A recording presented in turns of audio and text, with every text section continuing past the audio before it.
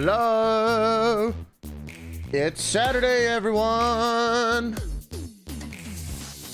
I'm a little congested today, so I apologize in advance for that, but you know what, it is what it is. Welcome on in, Chibi. How you doing? Hope you're having a wonderful weekend so far.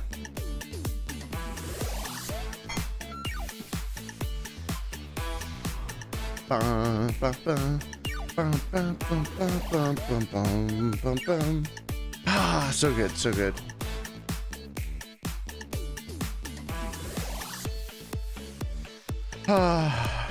Guys, I've been so unbelievably busy the last few days. It's been a good busy, but it's been really busy. Oh gosh. I'm so tired. It's hot and humid here. I'm also learning Godot. It's breaking my brain. I am also learning Godot, actually, surprisingly. Or at least I am attempting to learn Godot. All right, let's swap over to our normal screen, shall we? We'll turn the music down just a little bit. Yo, what's up, everyone? How you doing? I have some stories that I want to talk about today before we get into the meat of the stream. But they're mostly good stories, so I hope that you all enjoy them. Let's see. So from the top, let's see let's listen to some beachside bliss today. It's that kind of nice summer day, you know.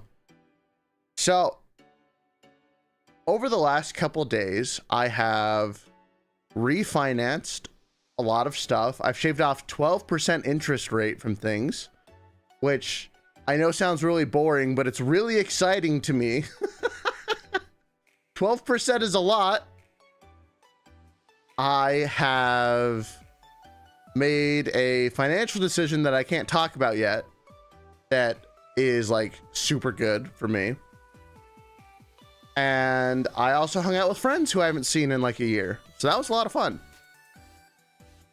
But all of those involved driving places, and then I also was still, you know, working on top of all that. So it's been busy, man. It has been so busy. Where's my notebook? Uh-oh. Aha! It's kind of funny. I've gotten so bad at remembering what I'm supposed to talk about that if I don't look at my notebook anymore, I just don't talk about stuff at all. Oh gosh. Oh yeah, okay, I want to talk. So this is actually somewhat related to the stream, okay? This is somewhat related. Guys, I don't know what's going on with TikTok comments and getting me to talk about them, but if that's their end goal, it's working. It's working over there. Because I saw another comment. Actually, was this one YouTube? I don't know. It was on one of the two sites. But because you guys saw that I put out a little short talking about like reusing assets from RPGs and stuff if players just don't go into them. And apparently, I guess it's like a hot button issue of, or at least one person claimed that it was, that people think that if you reuse stuff, it makes the whole game like too railroady and doesn't actually let anyone's choices matter. And I thought that was fascinating because in my mind, I don't think reusing assets is invalidating any player choices. It's just the GM only has so much time in the day to do stuff. So if I already have a whole cave system planned out, why would I not reuse it and just change some of the stuff inside? It's not like the players would ever know what's in there originally. It was just, I was just surprised that it was even an issue that people talked about. I don't know, it was fascinating. Welcome on in, Squiddy Kids and Jose. How you doing? Hope you're having a good day. It was so fascinating. I couldn't get over it for a little while. So I guess that's really the question, is reusing assets railroady? Because I don't think it is. I think that I have a very limited amount of time to do stuff in the day. And so if the players never got to see that cave system I spent, you know, a couple hours on, I'm going to reuse it. I'll retool the monsters. I might change up the theme, but I'm going to use the same layout. It's not like that literally invalidates anyone. Literally every form of entertainment reuses assets, right? That I was so confused that it was even a discussion. Also, welcome on Invice. I don't think I said hi to you yet. It was just a fascinating discussion. Because apparently some people think that it's, you know, it makes it less unique. And I'm just sitting here like, have you ever run a game? Have you ever had that experience of working for like 6 hours on a boss fight and your players just skip it?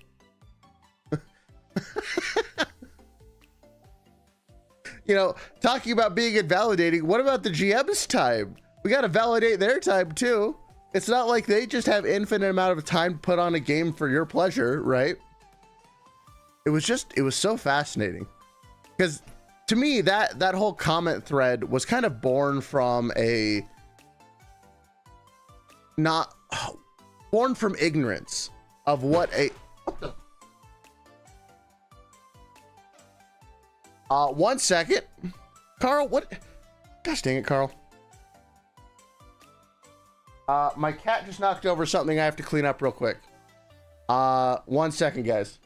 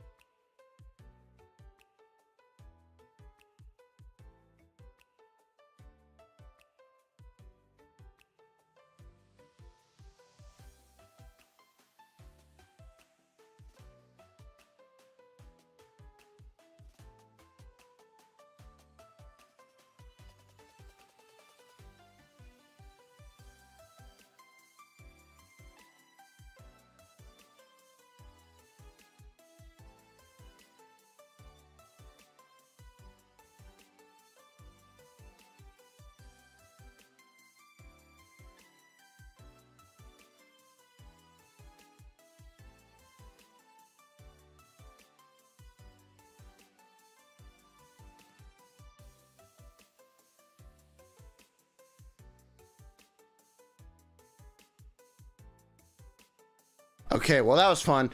So I have a jar of dental treats that I keep on my desk for my cats. Well, not on my desk, but in my room. And it's on a really high shelf. And Carl got to it. I didn't know he could get up there. Thankfully, that not too many of them spilled. But oh, Carl. Derailing my thoughts.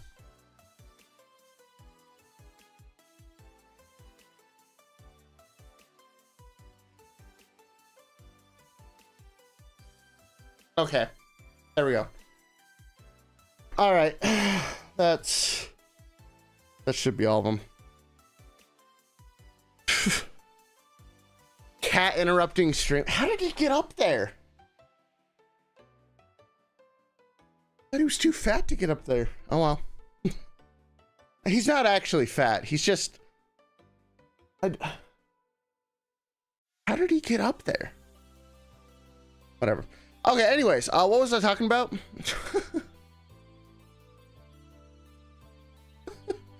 Freaking Carl. That actually successfully completely derailed my thought process. I have no idea what I was talking about before. Something railroady. I don't know. Whatever. We can move on. Oh gosh. Cats will in fact find a way. Oh wait, hold on. Okay, hold on. I think I actually go. Carl, he's trying. Hold on. Okay, I gotta go kick Carl out of my room real quick. Now, because I put him lower. He's trying to get to him again. Hold on 1 second. Carl, no. Carl?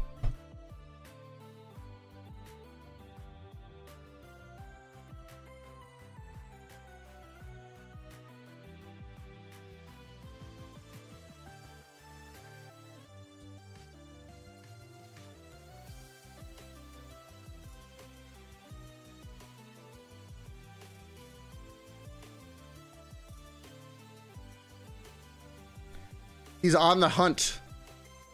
I gotta go put him away in a better spot, but I closed my door right now, so he can't get in. Sorry, buddy, but you know, I'm in the middle of stream, or else I would just find a way to deal with it anyways. Okay, anyways. Let's talk about the actual point of the stream today, shall we?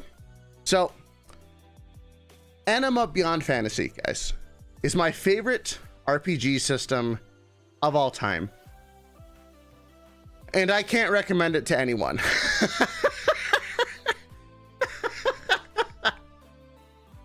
I love this system so much, but it is not new player friendly at all. Like, in terms of like the popular RPGs, I'd say that like 5th edition is really easy to get into. Basically anyone can get started playing it in a very short amount of time. Pathfinder is, to me, it's like a step up, like a slight step up from in difficulty of like, there's a little bit more math involved. It's a little bit less foolproof. You know, people do generally have to have an idea of like how TTRPGs play before they can really get into it. And then like 10 steps later, there is Anima Beyond Fantasy. And the reason why I say this is because in Anima, you can basically do anything. Anything your heart can imagine can be done.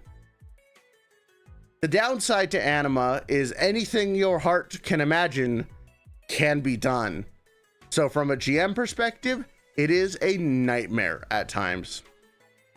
Because unlike a lot of games that have some really cool system mastery, I feel like Anima super rewards you for knowing the rules and using them to the best of your abilities. And the difference between someone who knows how to build a character in Anima to do cool stuff versus a new player who's just building a character is night and day. It's not even close. It's crazy. But I guess that's a pretty decent segue. Hello. Let's talk about the pros and cons of Anima, my favorite game of all time. Now, I already mentioned one of these. Pros. Let's shrink that brush down. I forgot I was doing some weird work here. Okay, so pros. You can build anything. And what I mean by anything is if you want to play a dancer who has such legendary skill that they can summon tornadoes whenever they dance, you can do that. If you want to build a character that can sacrifice all of their hit points to send out blood lightning in a 1-mile radius, you can also do that. If you want to build a character that can shoot people by shooting arrows through portals and opening up portals behind enemies and hitting them in the back, you can also do that. If you want to play a character who's basically a non-character, but you have a bunch of summons that do everything for you, you can do that as well. If you want to do martial arts, you can get crazy. If you want to do gigantic magic spells that can erase people from existence, you can do, like, there is really no limit on what you can do in Anima. It's anything, the most anime thing ever, you can find a way to make it. It's crazy. Another pro for Anima is I personally like its world building. In this system, it's a little bit on the religious side, which I think is interesting, but like supernatural stuff is generally frowned upon unless you're a member of the state and they're using it to, you know, do state or church business, I guess is the better way of putting it. I like that the system addresses that, like, hey, all this supernatural stuff might be a problem. Just a little bit. But also with its world building, they're like the gods, quote unquote, have pretty defined ways that you can like worship them, how you can gain favor with them, and they give you cool stuff for, you know, gaining favor. I really like that. What's up, Dingo? How you doing? The monsters and art style are really cool. That's another pro. Like the monsters and art are really cool. If you like the the kind of like Final Fantasy unhinged look of creature, or of, I was gonna say creatures, but that doesn't make sense. I think I was trying to say critters and creatures at the same time. But if you like the kind of unworldly look of a lot of monsters and things, or like different takes on things like the Grim Reaper, or even succubi, or like spirits of death, like they've got a lot of, or dragons. They have some pretty unique takes on as well. They have, it's very different vibe than what you would get fighting, you know, Dungeons and Dragons style monsters. It's a lot of fun. It's really, really cool. Let's see, other pros are, there is a decent amount of source material. So there's I think there's like 12 books that you can play with. And honestly, with those 12 books, you don't really need any more to make anything. They kind of covered all of their bases, and that's probably why they didn't make more books, is because the books they had already just kind of worked for everything. So I think there's only like 12 or 13 books total. There might be less actually, but they cover all the bases. It's great. Now let's see, what would be the last final oh, you know what it is? Mastery is very rewarding. Hey, what's up, Cherry? How you doing? Mastery is super rewarding. You guys are gonna just have to deal with my chicken scratch here.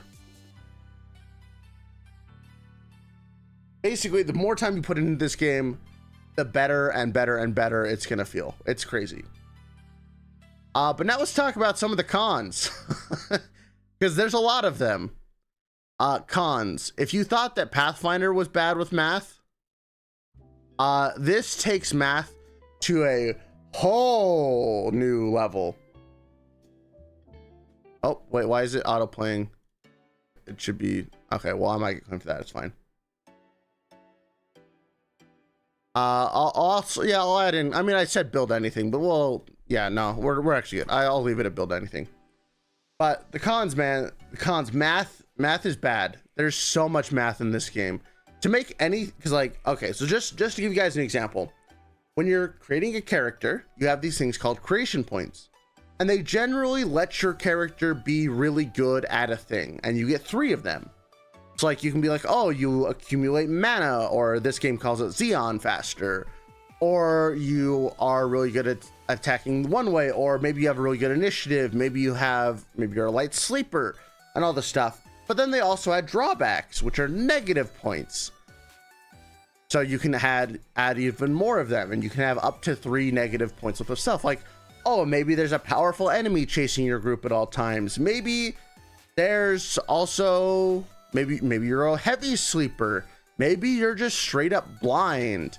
I had a blind character once. That was a lot of fun. I think multiple people in our group have tried to make the blind character thing work a couple times, and you can do it.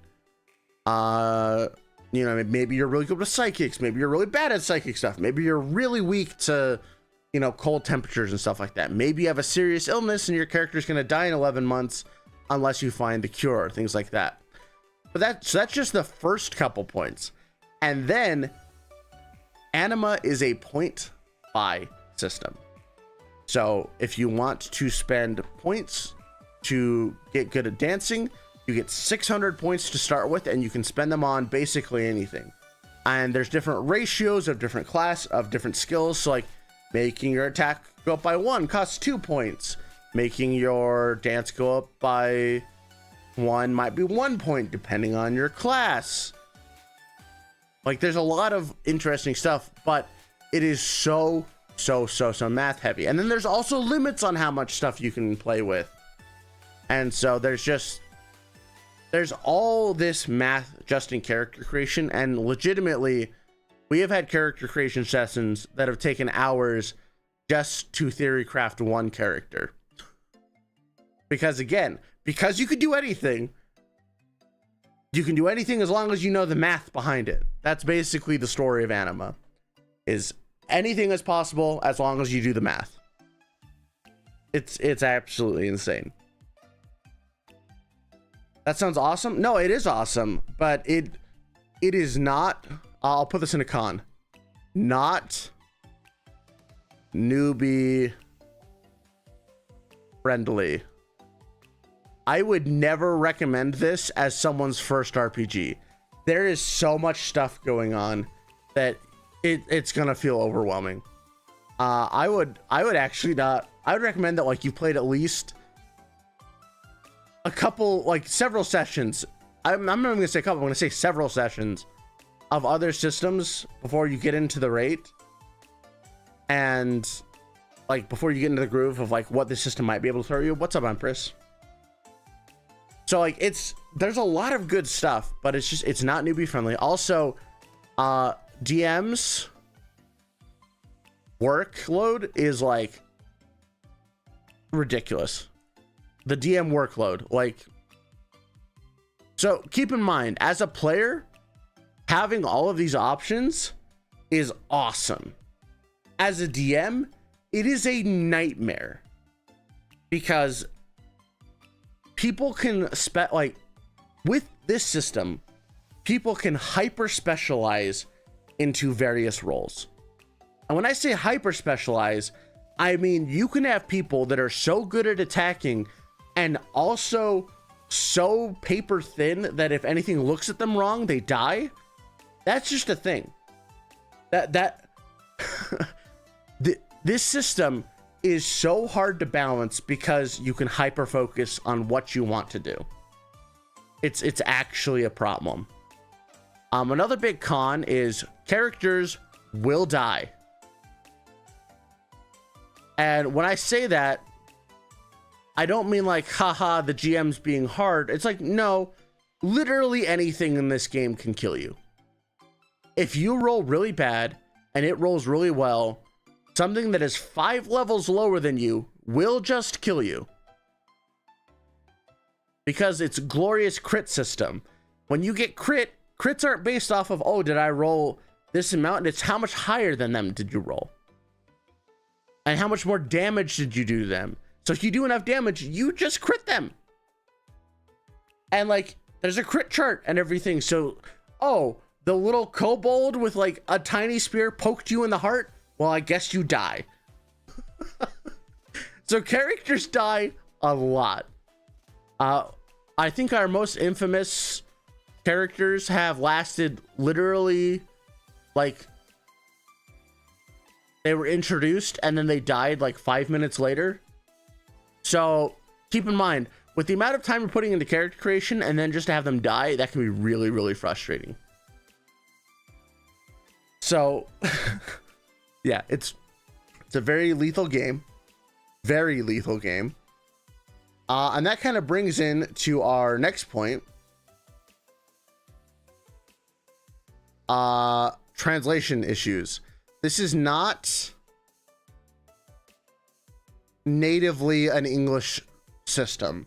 It has been translated. There are English versions of it. However, the rules are a little unclear sometimes. And this can cause to some interesting rules disagreements of things. So you have to have a GM who is willing to work with that. And, you know, you as a group will probably have to house rule a lot of things because it just doesn't do that. Like one instance I can remember is like there's a whole different type of summoning where you do like martial arts hand signals to summon things, which is cool. But the GM thought that I didn't control what I summoned, so I summoned something and it got me and another person killed. And because there's not any rules about it, it's just like they have the rules for summoning, but they don't really have the rules for what happens when you summon things that way. So if you're not willing to work with stuff, or, you know, look at things in a different light, like it can be frustrating. It can be really, really frustrating.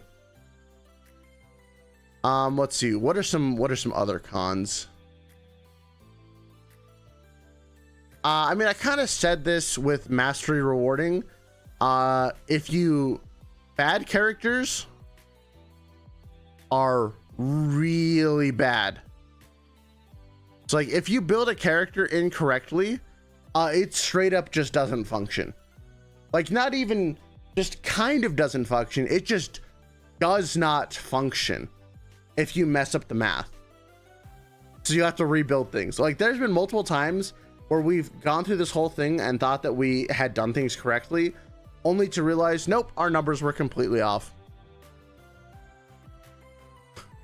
And we couldn't, like, we had to start from scratch and rebuild the characters. It's kind of, unlike D&D, where like a fighter will still be good at hitting things regardless of what you do. In this, you could make a fighter that literally couldn't hit a child. And I know that's a weird comparison, but like children have like really bad stats. But if you build wrong, you could just never hit anything.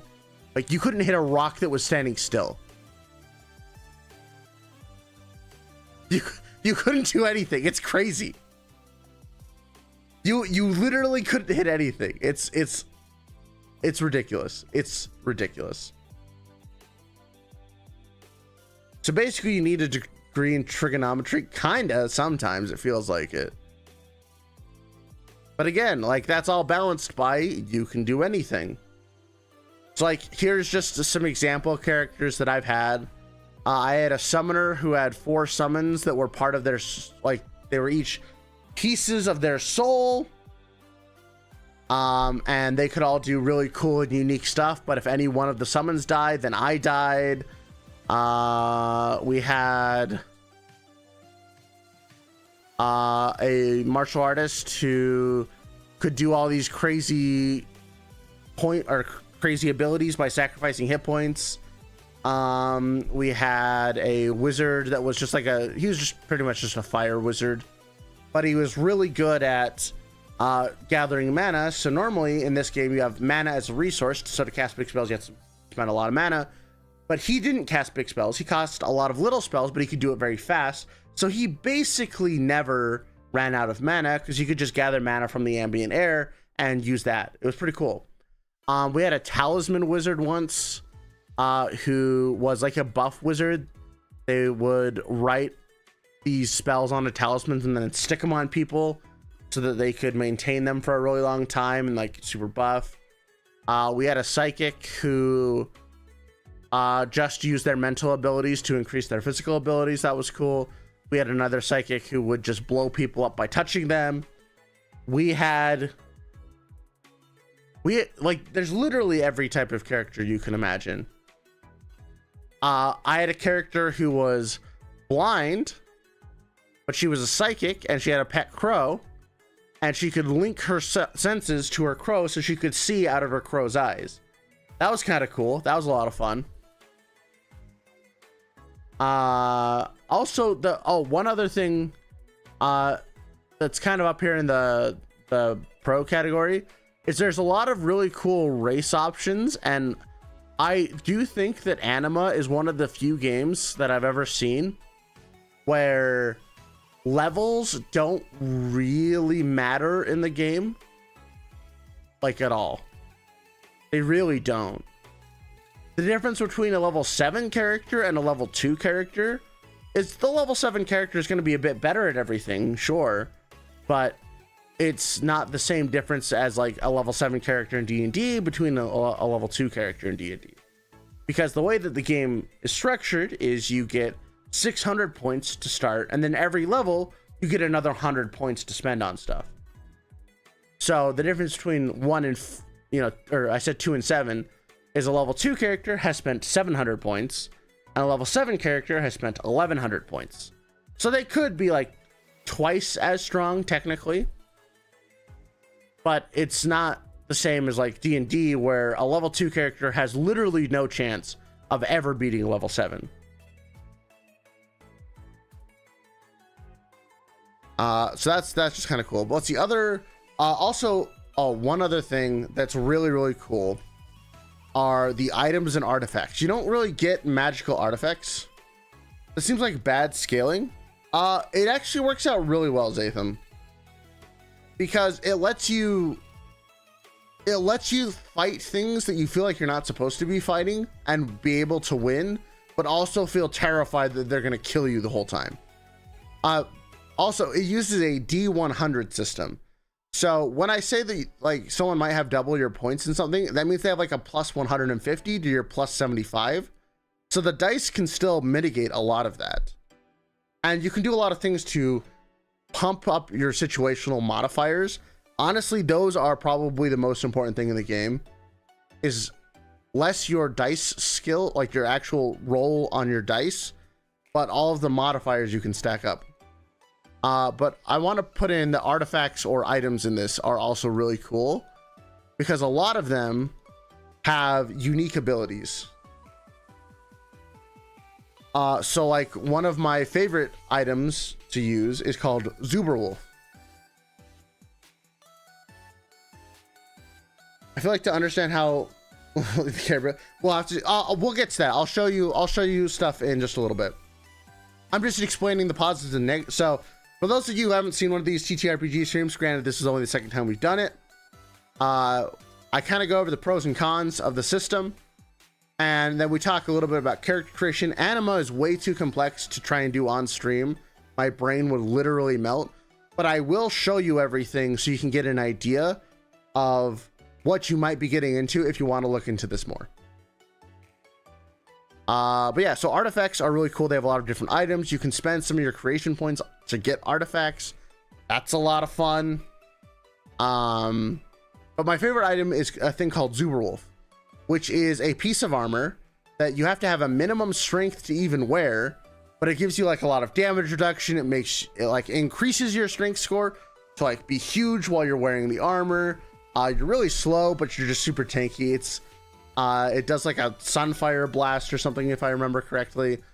There's a lot of cool stuff. There's also a god level artifact that when you ring it, it's called the cat bell. When you ring it, everyone nearby just turns into cats forever.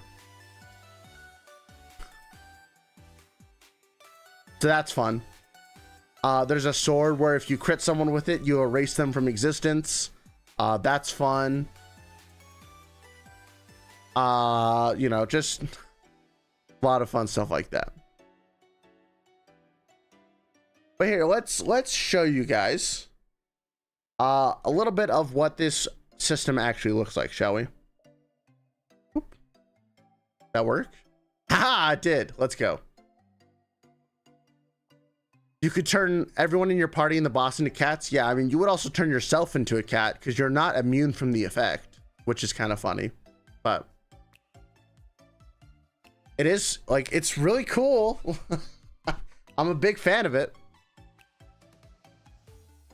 But you generally don't get god items like that. And let me take a little drink real quick.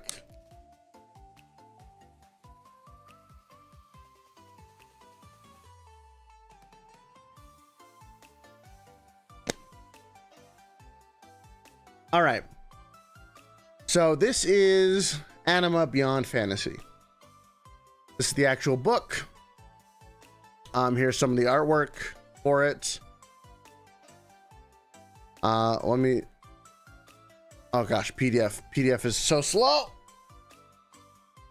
So this is the cover art for Anima Beyond Fantasy. I don't remember how old this is. Kind of old.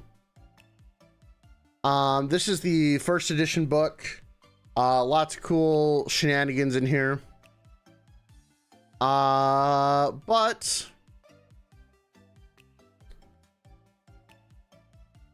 here is some of the, so as I mentioned before, it uses a D100 system, but not only does it use a D100 system, there's a open roll. There's a system called open roll. So if you roll anything between a 90 and 100, you get to roll again and add that dice on. And if you roll above a 91 on the next roll, you can do it again and again. So basically you can get ridiculously high numbers if you're super lucky. This also works in the negative. You can fumble. So if you roll a 1, 2, or a 3 on a D100, you roll again and you take that negative and apply it to yourself. So This is why I said you can just die from anything, because if you fumble a defense roll, because in this game you roll for defense and offense. So if you fumble a defense roll, you usually just die.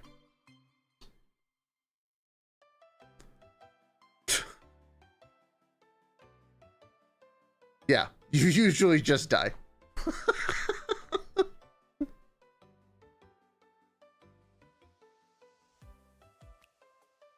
By far my favorite system. So glad you are sharing. Yeah, I didn't have time to prep the other ones, so I thought, you know, I'll do the easy one. I'll do the system that I love the most.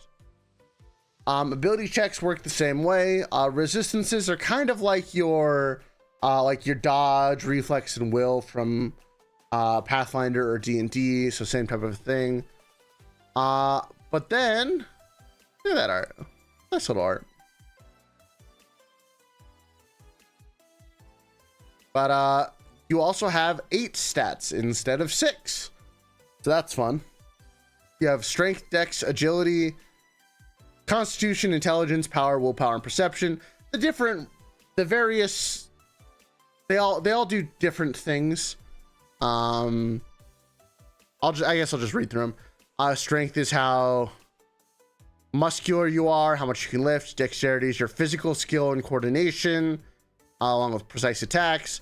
Agility is your speed and movement. Agility actually directly controls how fast you move, which can get insane. Constitution is, you know, how hardy you are. Intelligence is your intelligence. Power is kind of like your spiritual power, so this is used for things like mana or to resist supernatural and things like that. Willpower is mostly just for psychic stuff, and perception is how well you see. This is one of the only games that I've ever played that has perception as a base stat, not a skill. Just thought that was interesting. Now the fun thing here is, what do these values represent? So in this system, a 5 is average.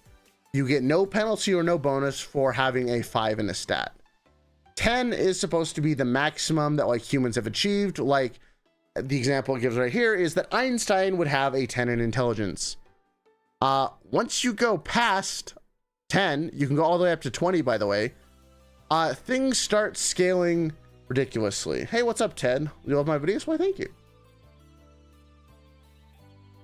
So the example it gives here, a strength of 15 would be able to move a small mountain. 20 literally means that you can pick up anything. Or like on 20, hold on. What? Someone, I need to turn on Do Not Disturb. There we go. People texting me. 20 in agility means that you can move anywhere in the universe at any, you can just do it instantly. It's basically instant transmission. So getting ability scores that high can be really fun, really broken, and all that jazz. Here we got some races and some abilities. So here's just some of the stuff that's going to go on your sheet.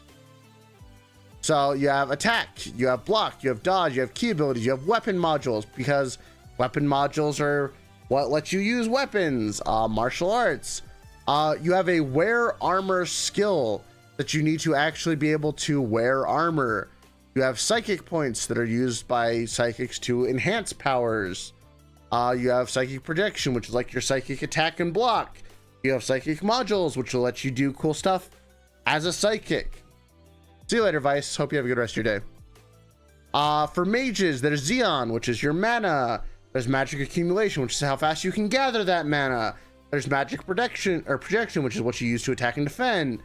You have a summon skill, you have a control skill, you have a bind skill, you have a banish skill for summoners, and then there's also mystical modules that add even more abilities. So I think you might, hopefully this is starting to put a little bit into perspective of how crazy character creation is if these are just all the skills. But we're not done yet. Here's all the secondary abilities. So you got, you know, your standard like acrobatics, athleticism, climb, jump, ride, swim, arts, dance, forging, music, sleight of hand, notice, search, track, intimidate, leadership, persuasion. I love that style is a social skill. Subterfuge is hide, disguise, lockpicking, poisons, theft, stealth, trap lore, and then intellectuals, animals, appraisal, herbal lore, history, memorize, magic appraisal, medicine, navigation, occult, sciences, and yeah, there's even more in other books. You're correct. Such an underrated but very loved TTRPG. I miss playing my Tuan Delir Thief. Nice. Tuan Delir is probably my favorite race out of this whole group, and we're actually going to talk about them later when we get into cool stuff. We're almost there. And then finally we have Vigor, which is Composer, Feature Strength, and Withstand Pain, which will let you shave off negative abilities from being crit. There's so much fun stuff here. And now and now we can get into development points and levels. Oh, because here's where we get to talk about actual character creation. So you get to have 600 development points. That's the resource that is used to buy abilities. But every ability has a cost depending upon your class. So for example, we'll just read off the example it gives here. Welcome on in, Truly, by the way, and Amanda. Let's imagine that we want to spend 60 development points in abilities such as science. If the cost of the skill were 1, we would have an ability of 60 points. If the cost were 2, our level in the ability would be 30. With 3, it would be 20, etc. So you have all of these different costs based off your class. And then there's also point distribution limits. For example, you cannot spend more than 50% of your points into combat abilities. So a level 1 character could only spend 300 points into combat, whether that's attack and defense. And not only on top of that, but your attack and defense have to be within 50 points of each other. So again, the math is really starting to come into play here. Wish I could stick around and have fun. See you later, Colonel. In addition to all of this, you will also add in your attribute bonuses. So if you have, 10 in an ability, it gives you like a plus 15 or plus 30 to that attribute or to that skill or whatever. So then with all of that, oh, we're not even done yet. We got so much more to go. Then we can move into looking at what our base life points are. So Constitution is really important because, as you can see, if you have a 5 in Constitution, you have 70 points. If you have a 10, you have 135. And then in addition to that, you can buy multiples of your Constitution modifier to add on to your life. So if you want to be tanky, you better put a high con, because if you have a 5 con, you have a +0 to Constitution. You can't actually buy more hit points because your modifier is 0. Whereas if you have a 10 and it's +15, then every time you buy a multiple, you will get 15 more maximum hit points.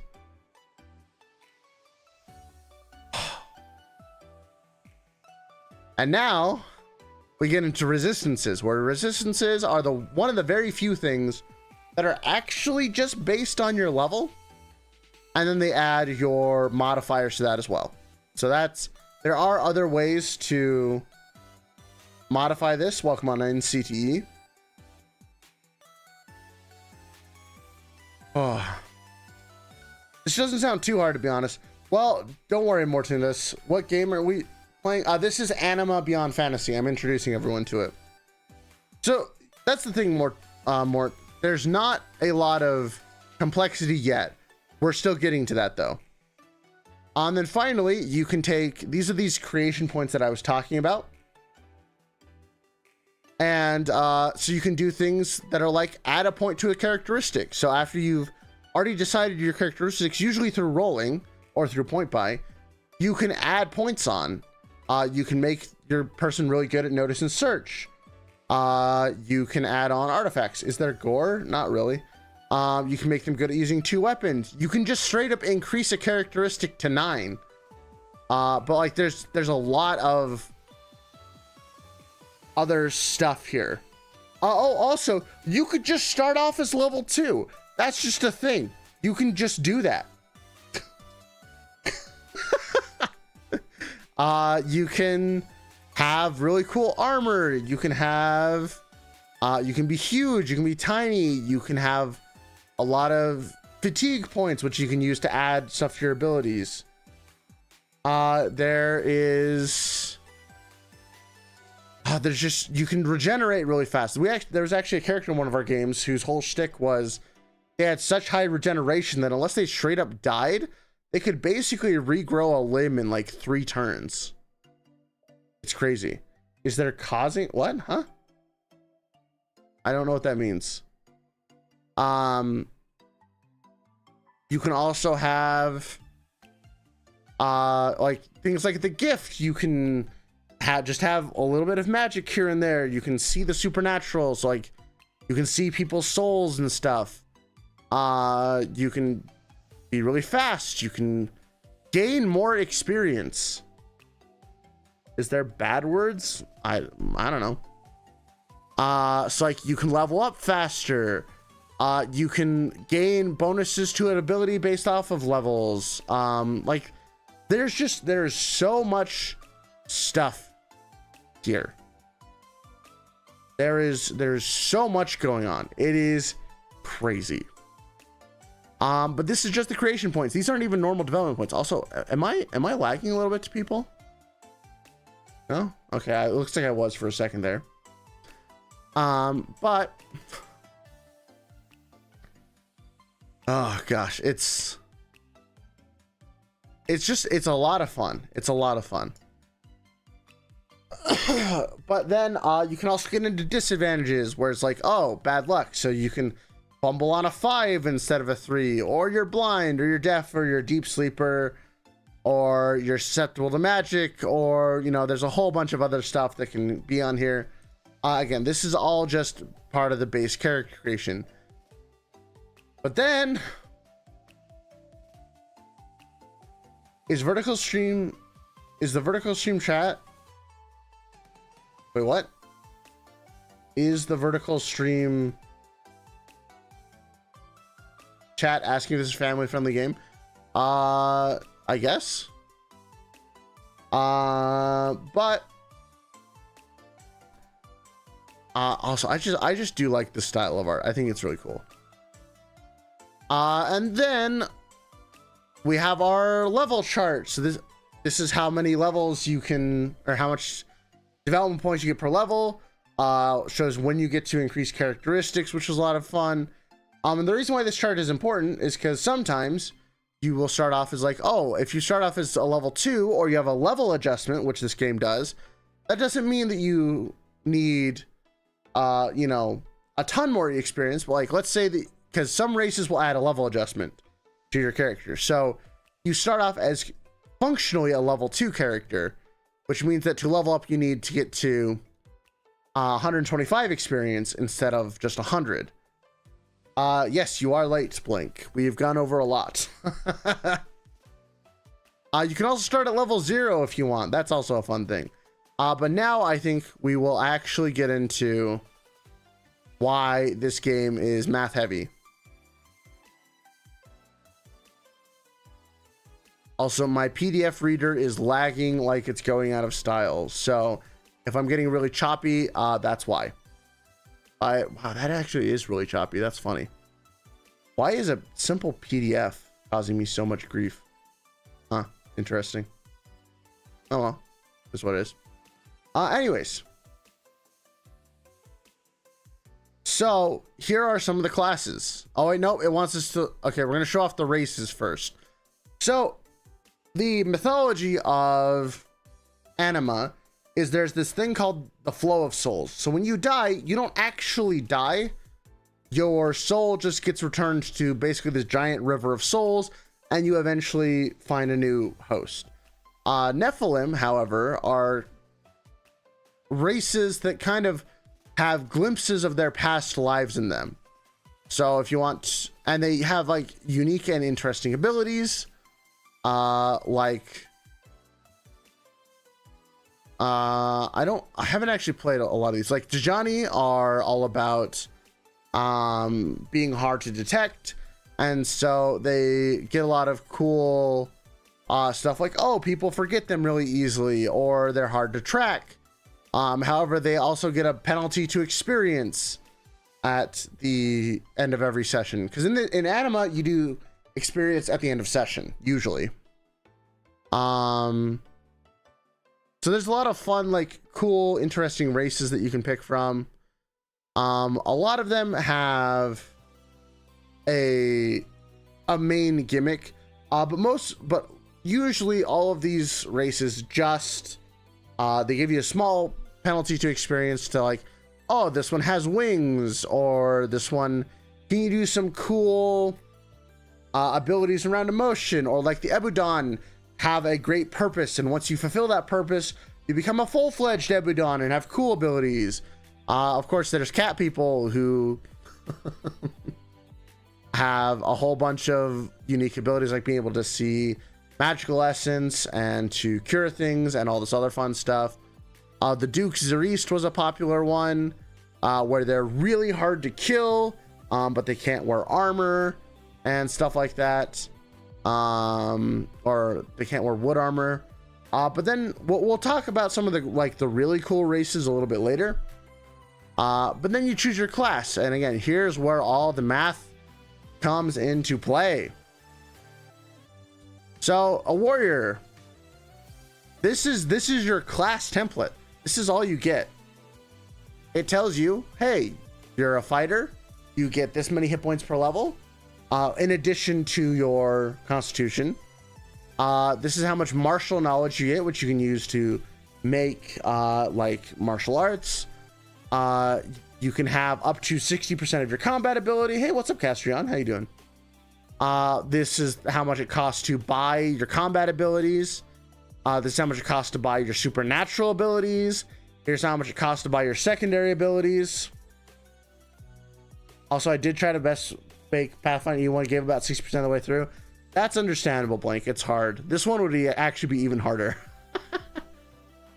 You see how much extra attack you get per level, and things like that, and just what other feat stuff you get on a bi-level basis. But if you scroll down, you'll notice that like all the stats start to change. Like, so acrobatic warriors are really bad at blocking, but they're still okay at dodging. They're not great at intellectual. They get a bunch of bonuses to a lot of secondary skills, and stuff like that.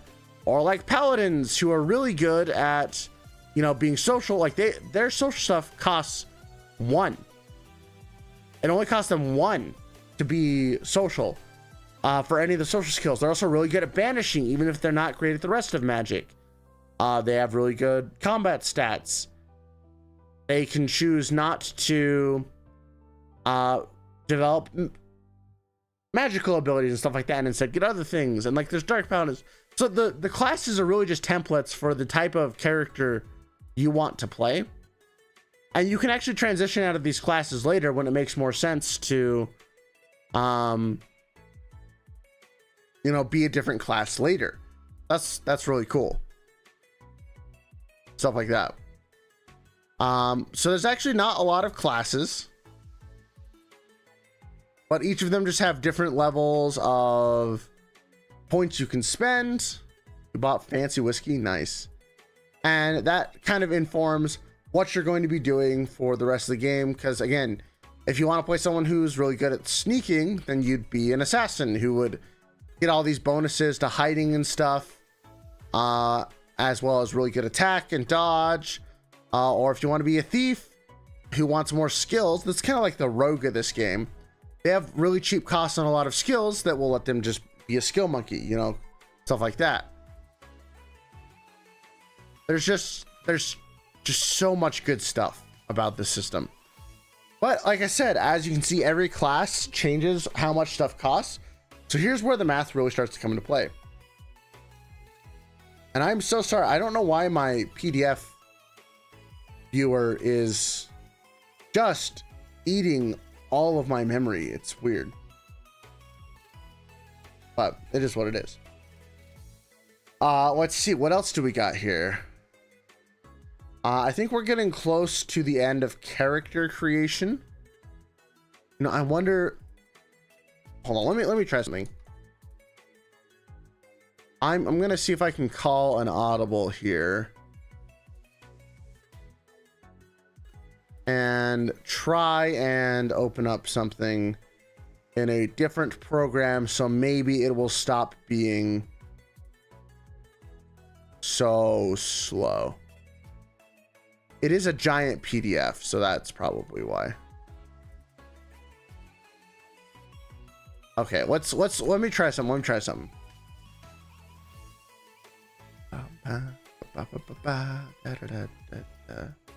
Because then maybe I can close this. Okay. Oh, that's so much better. Wait, if I zoom in, does it still slow? No. Okay, that is so much better.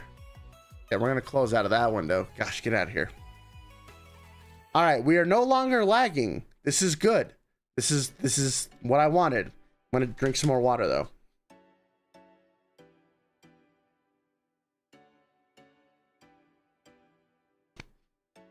Ah, much better.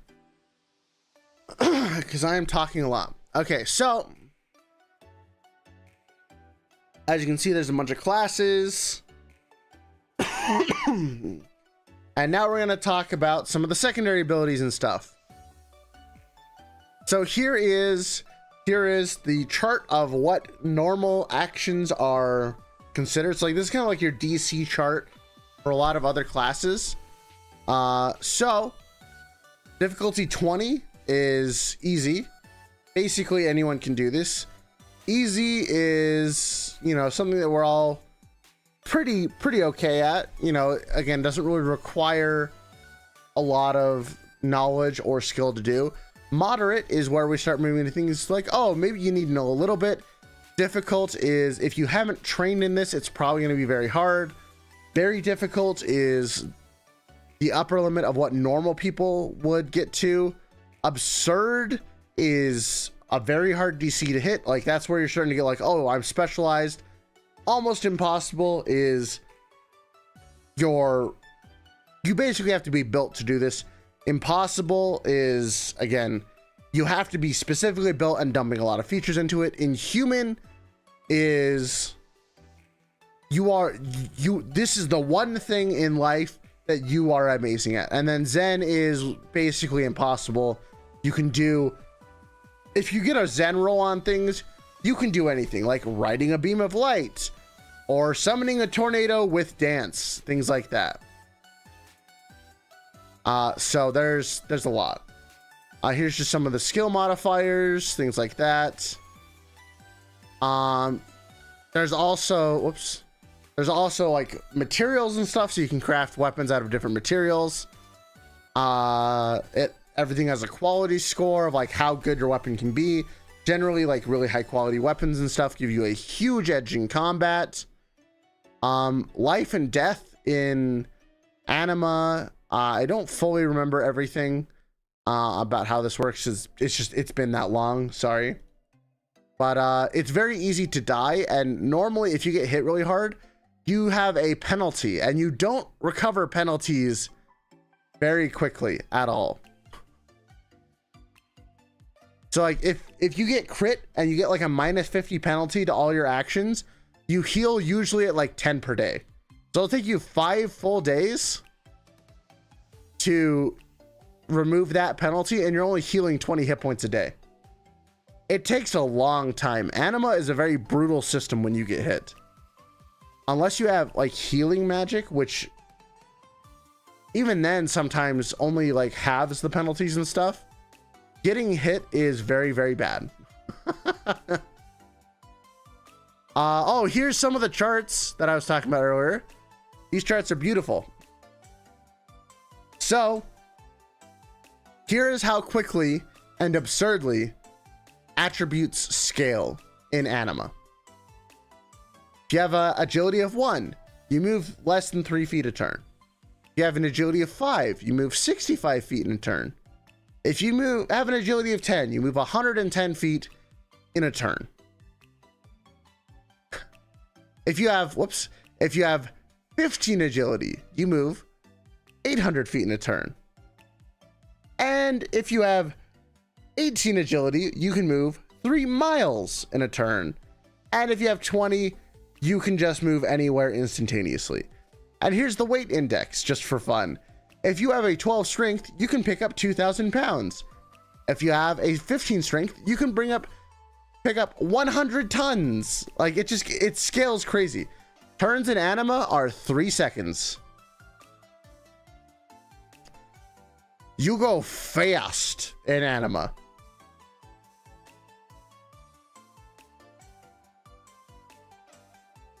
You go very fast.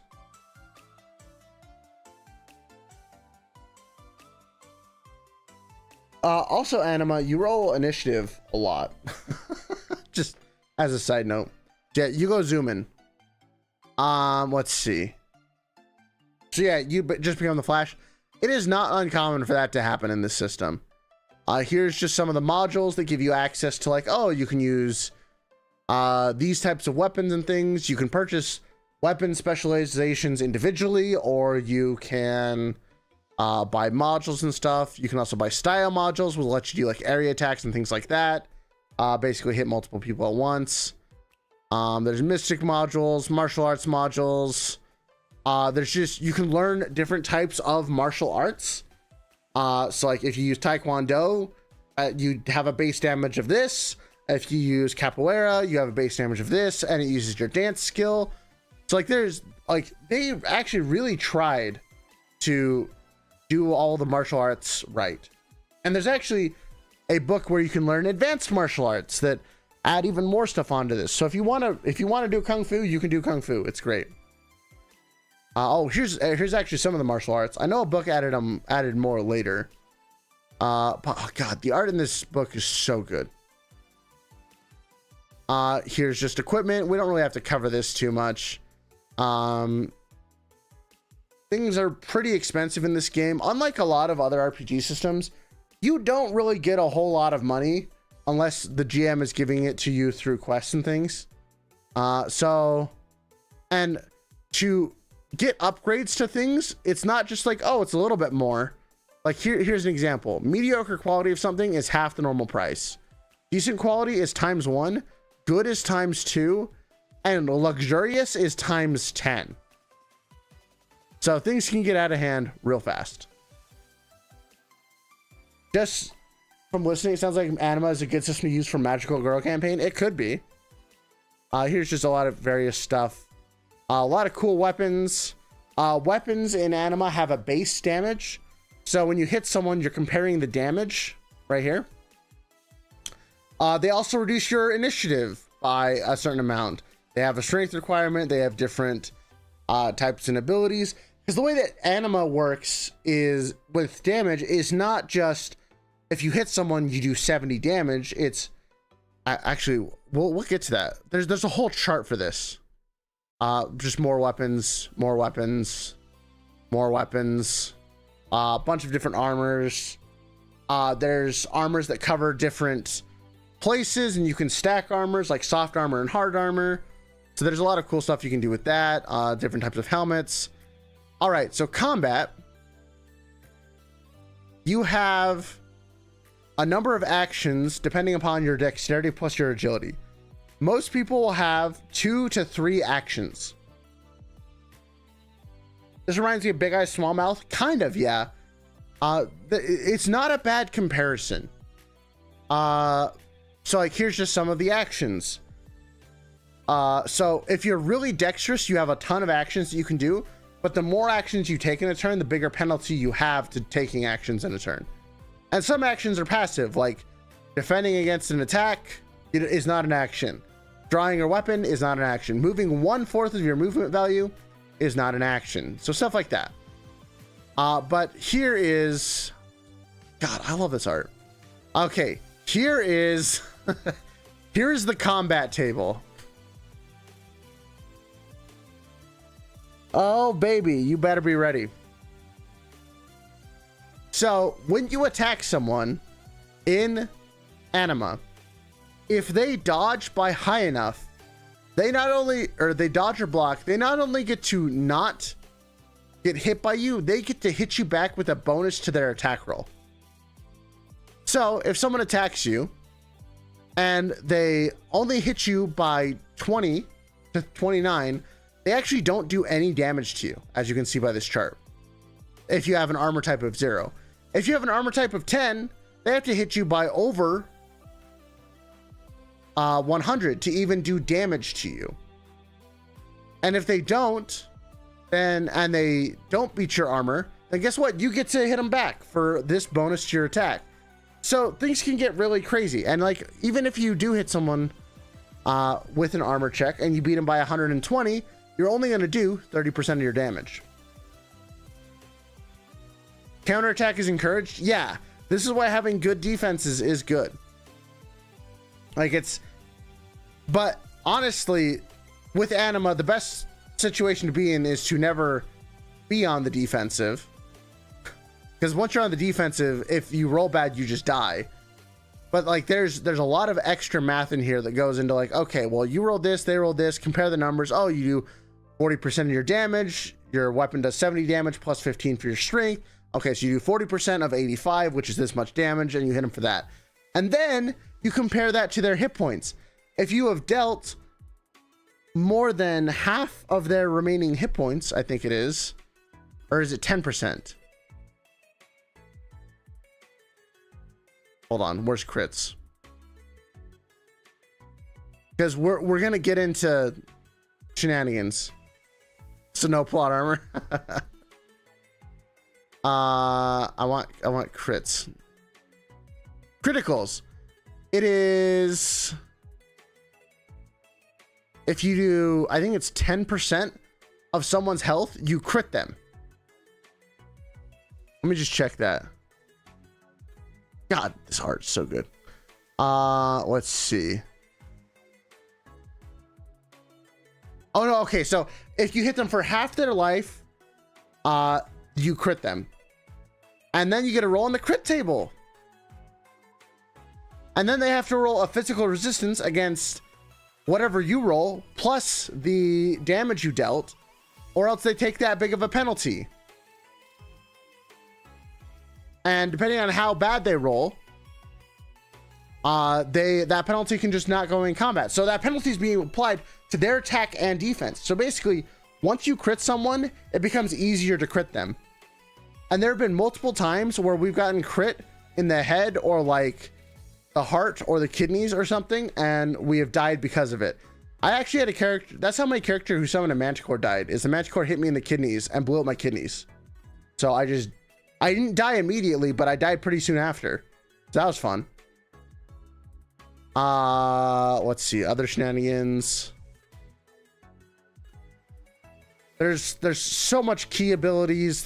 You can build different techniques. So basically you can be like Naruto and like do hand signals and cause lightning and stuff to shoot out, or open portals or move really fast. And like, there's really not a limit to anything that you can do with martial art stuff. Like, you can have a technique that's active all the time that just gives you a plus 100 to counterattacking, or you can have abilities that just, instead of rolling your defense, you just have this number as your defense. It's like there's a lot of really cool stuff you can do with this.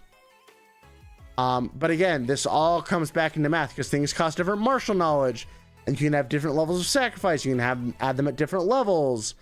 And there's a difference between a level 1 technique and a level 2 technique. And you have to have at least 2 level 1 techniques before you can make a level 2 technique. You need to have at least 2 level 2 techniques before you can make a level 3 technique.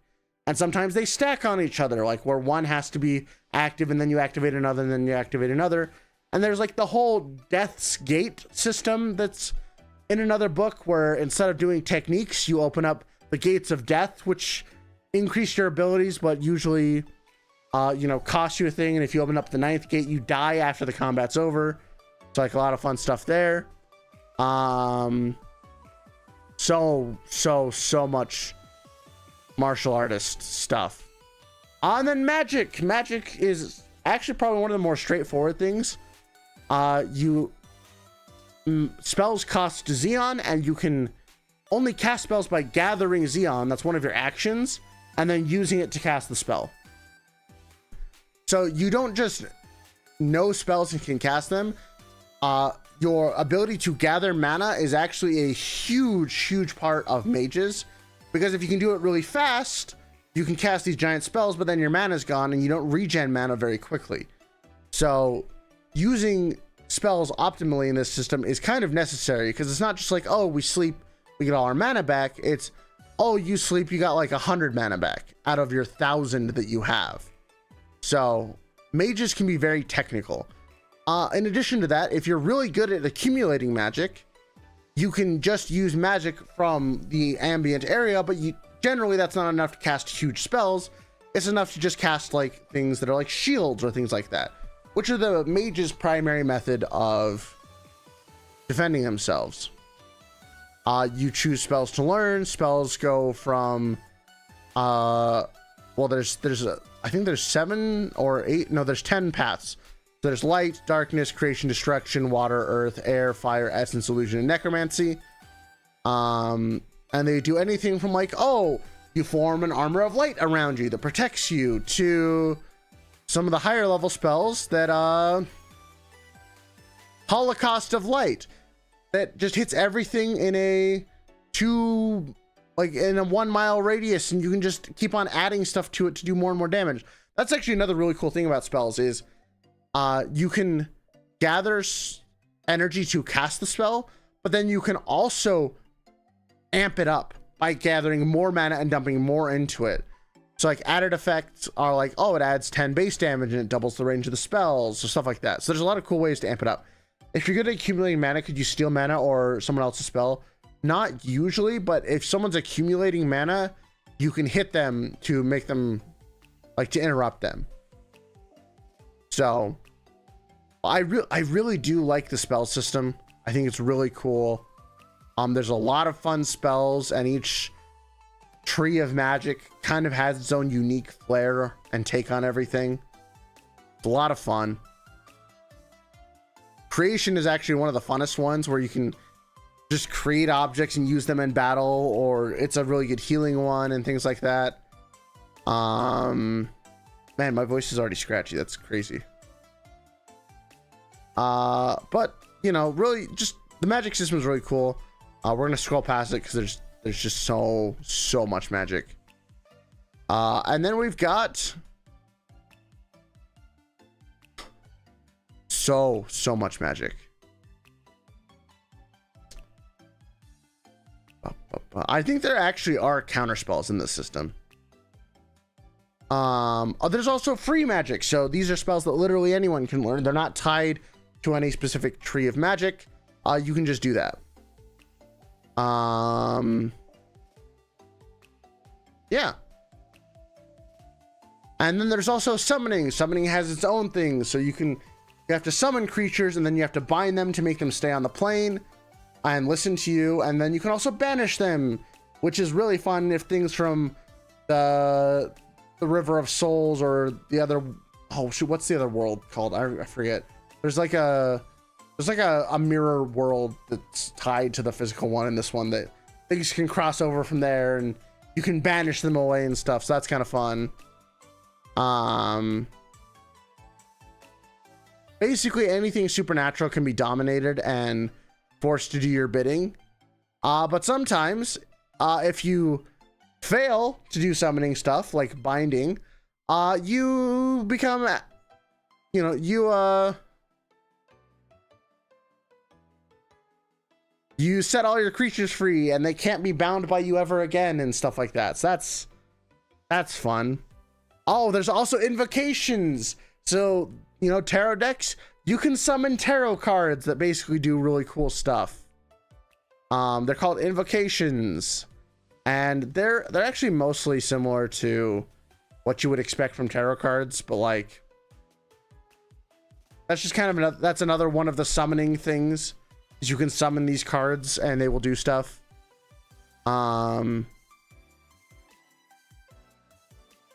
Just really cool. Really cool. Let's see. Then there's psychic stuff. Psychic has psychics have their whole own system going on of they roll to see how well they can do the thing, and then they roll to attack with the thing, and then they can maintain the thing so that it just stays active this whole time. And they have this, every psychic ability has a bajillion charts. They also have modifiers based off of where you are, what you're doing. Sometimes they have modifiers based off of your mental state. There's just so much going on here. And then there's a whole thing about poisons that is in here as well. Poisons are a huge part of the game that you can do, that apply differing effects, stuff like that. And there's a whole bunch of environmental damage, and there's charts for fire damage and cold damage and electric damage, and how much damage giant boulders will do, or hit points of bars or trees. And oh my gosh, there's just so many charts. And then there's experience, where you get anywhere from 5 to 30 experience per session. Oh gosh, there's so much. There's so much. And then this is just some of the GM stuff. I want to show you some of the really cool shenanigans here, though. Here's the world map. The world map's kind of cool. They came out with a book that explains all of the different countries. As mentioned, the church is kind of the most powerful entity in this. There's a lot of religious subtext to this game, where supernatural stuff is evil. And so there's actually a whole thing about becoming a saint so you can use your supernatural abilities without getting arrested, which I thought was interesting. So yeah, there's a lot of reference to the church, which is kind of an interesting setting. There's also an order of all female assassins called the Selene Assassins. They're fun. We had characters who are part of that a lot. Oh, the Wake.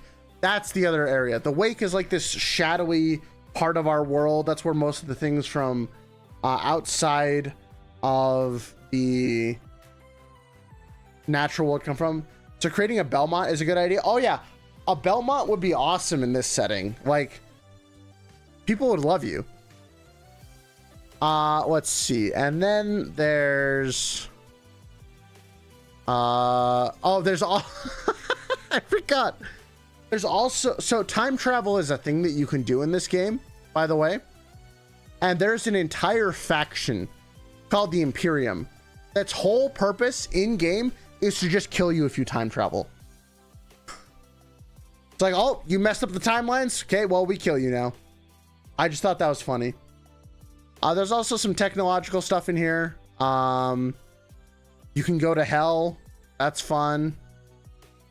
Here's some more of these are the true-blooded Nephilim. So these are like really big, like really cool races that do a lot of stuff, but they have level modifiers, so they level slower, but still really cool.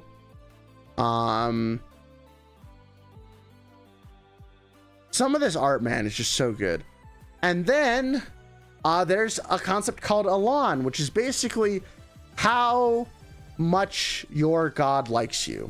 Because there's these gods called, I think the Barrel and the Shazads, that are gods that you can earn favor with, and they do cool stuff. Like Mikael, which is the soul of God. Like, again, there's a lot of religious subtext in this game.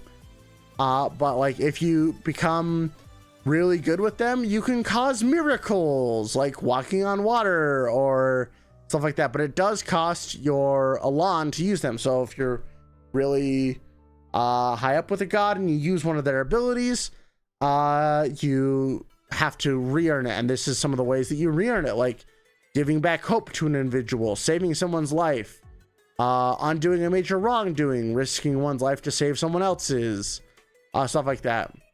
And there's, like the End of Days, this guy's all about death. There's Uriel, who's all about moving really cool ways. There's Jada, who's about controlling other people.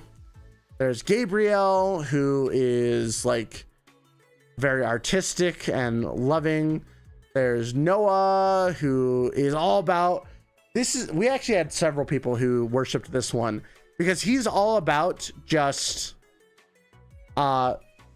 beating people up to get better. And his actual ultimate goal is to raise a warrior that is strong enough to beat him, because that means that there'll be someone who is worth his time to fight. I really like his concept.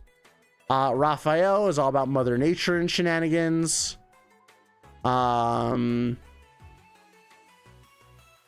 Erebus, I don't remember what he does. He's all about fear.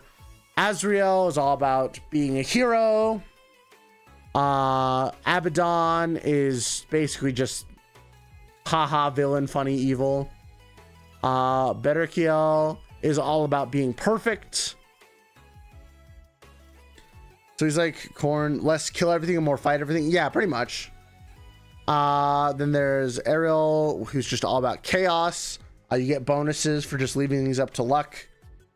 Edemiel, who is the spirit of emptiness. She is actually super interesting. She is all about like pleasure and apathy.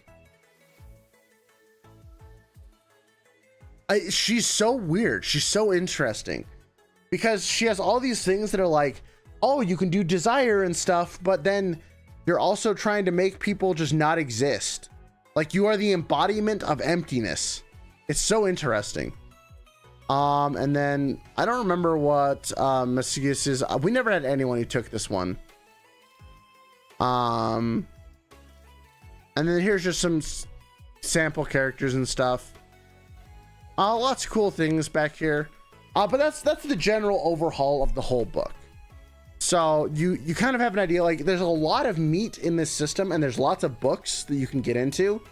But it is going to take some time. It's not super approachable and easy for everyone to get into.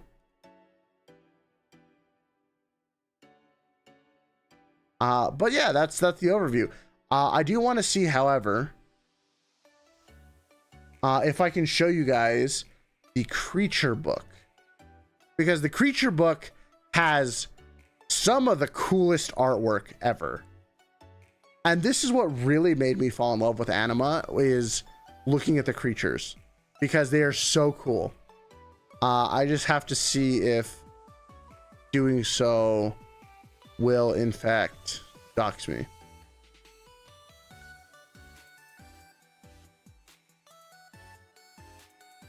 Because I think a lot of these have like my real name tied to them. No, okay, we're good. We're good. Awesome.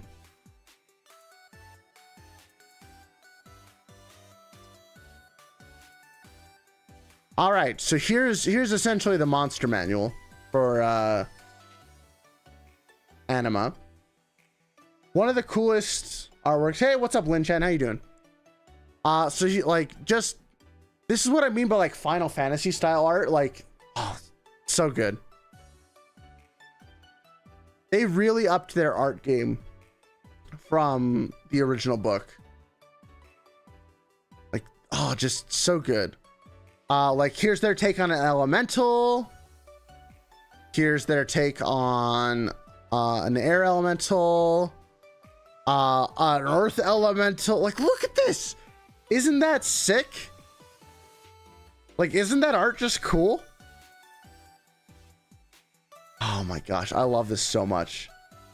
I love it so much.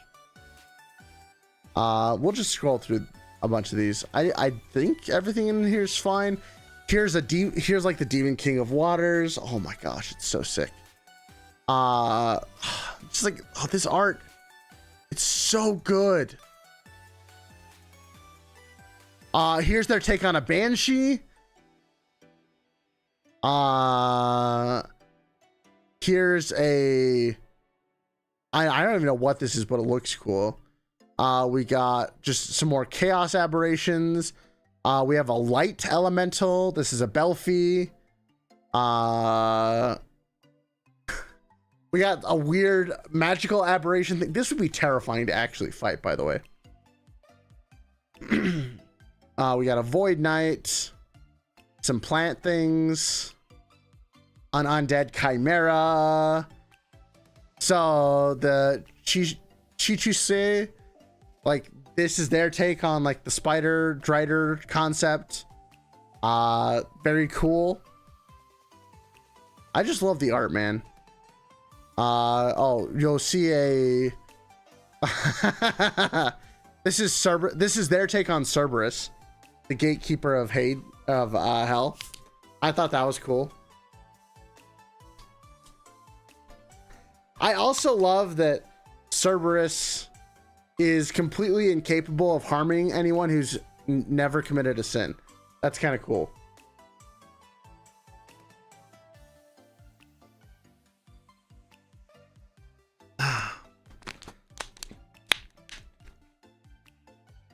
You're gonna see a succubus here in a minute, I think.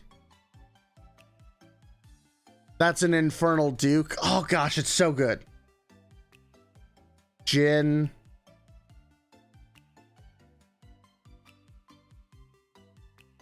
This is their take on a dragon, by the way. Isn't that sick?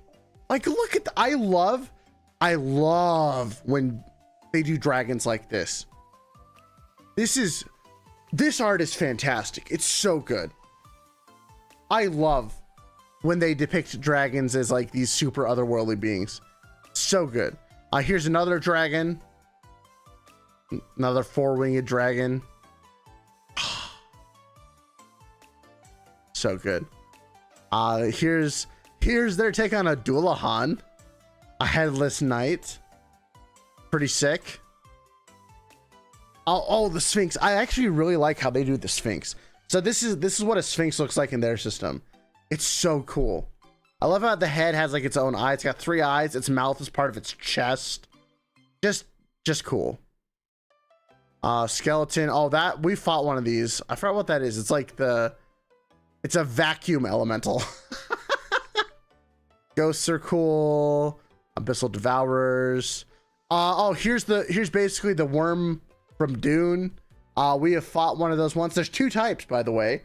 There's one that's like, it's a babby worm that's, you know, only like 600 feet long. And then there's the big worm that's like 20 miles long. And they just straight up kill you. They're awesome. Love them.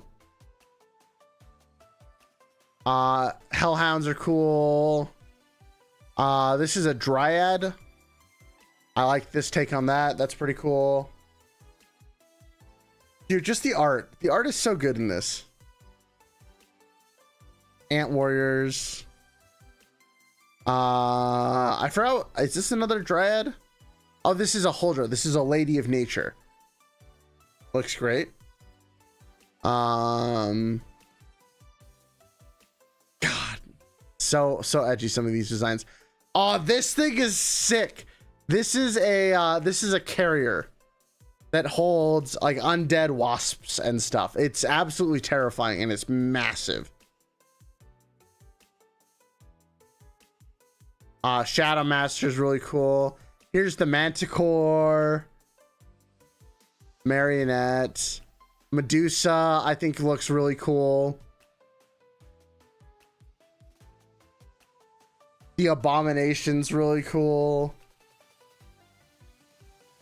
Oh gosh, just so much art. Oh, this is Omega, who is like the most powerful evil thing that exists.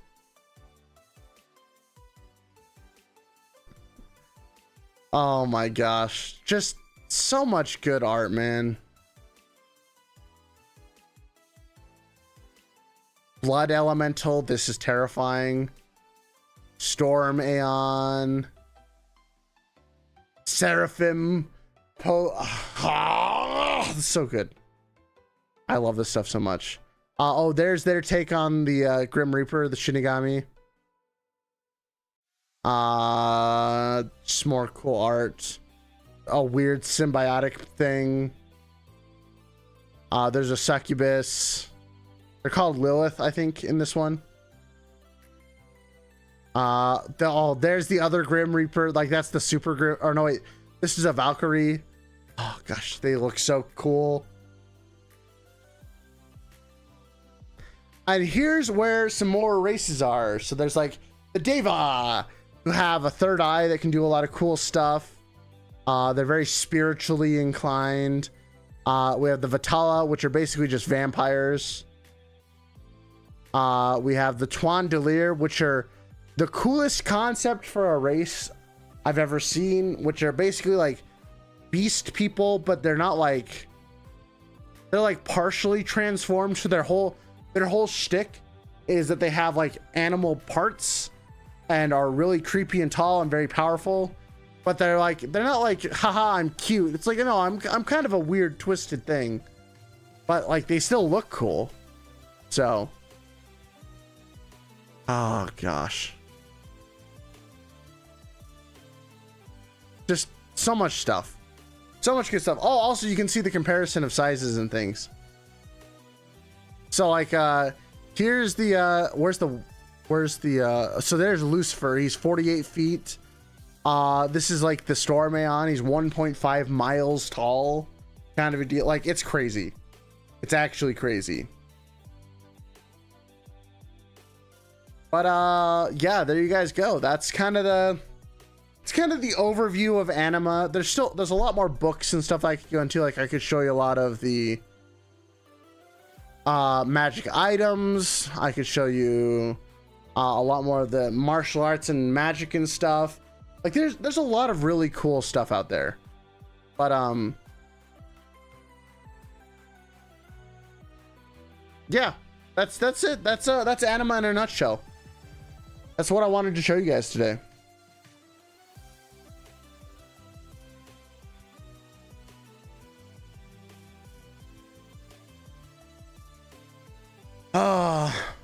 Hope you enjoyed.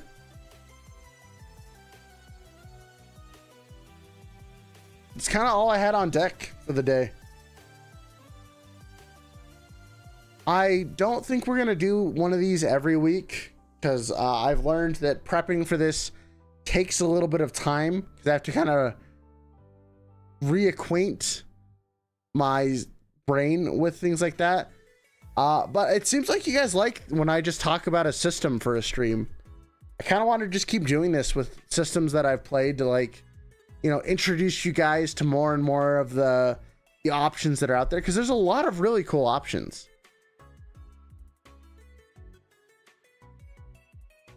So, yeah.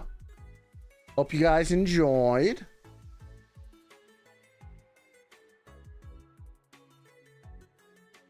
We'll probably be calling it just a little bit short today, because I do have some other stuff that I need to get through today. I might actually be breaking my multiple days of my 28-day streak of uploading shorts, but I'm gonna try and make sure that doesn't happen. I gotta keep uploading. We've been on a like a nice kick recently. It's been great. Very happy with what's been going on. Let me see if any of my friends are online to like send you guys over. Also, make sure you join the Discord and all that jazz. You know, for anyone who hasn't, you'll probably be seeing more stuff out of me for RPGs and shenanigans. Oh, right. I wish that Stream Elements would be active in every chat instead of just one, because the commands only work in one chat right now. But yeah, let's see who is online, who has shenanigans that we can raid into. Like no one. Okay, that's fine. But anyways, thanks for hanging out, guys. I hope you enjoyed it. Members, we'll be back on tomorrow. You'll get to see the conclusion of a project, so that'll be fun. And everyone else, I just hope you have a good rest of your day. And thanks for dropping by. And I will see you all next time.